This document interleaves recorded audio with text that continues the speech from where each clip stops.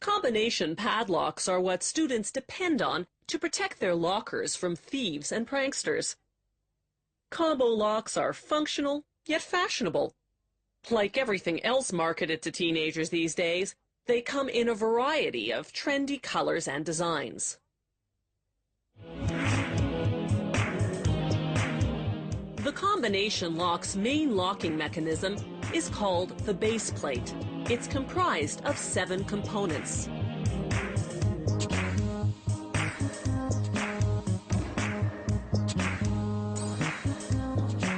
That black piece, called the lock bolt, is what slides over to free the shackle when someone dials the correct combination.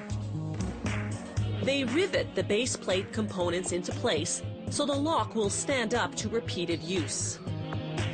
Here are those components before assembly and after. They secure the assembled base plate into the casing.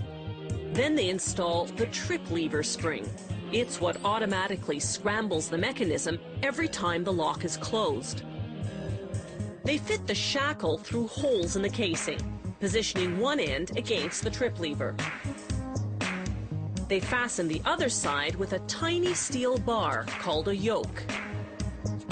The lock's combination function is made up of 3 stacked discs called tumblers. Here, the first 2 go in. Next, they grease the shackle so it'll slide in and out easily.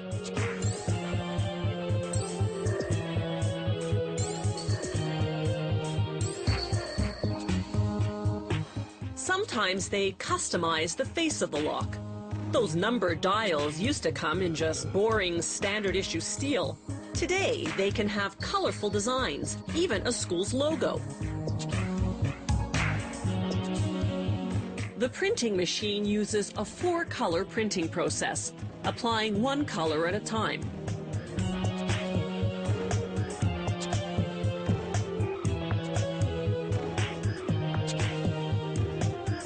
The painted dials get 2 coats of clear varnish to harden and protect the paint.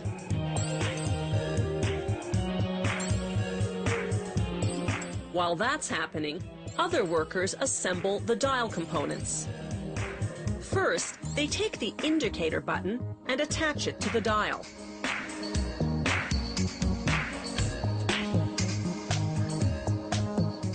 Then they take the 3rd tumbler and rivet it to the back of the dial. This tumbler will control the movement of the 2 other tumblers inside the lock's casing.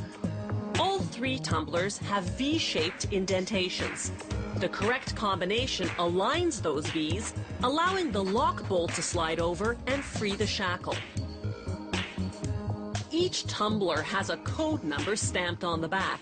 The number corresponds to the location of its indentation. They program each lock's 3 tumbler codes into a computer.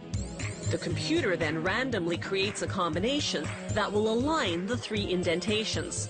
There are more than 50,000 possible combinations.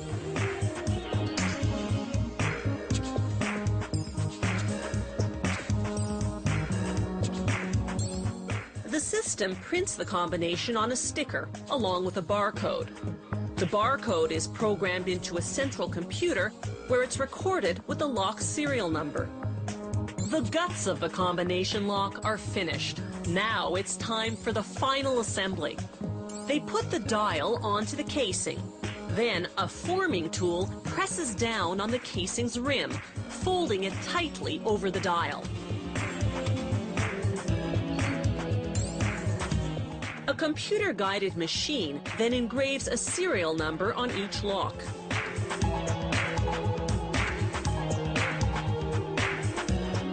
Some factories do random quality control checks, but this company verifies each and every combination lock by hand.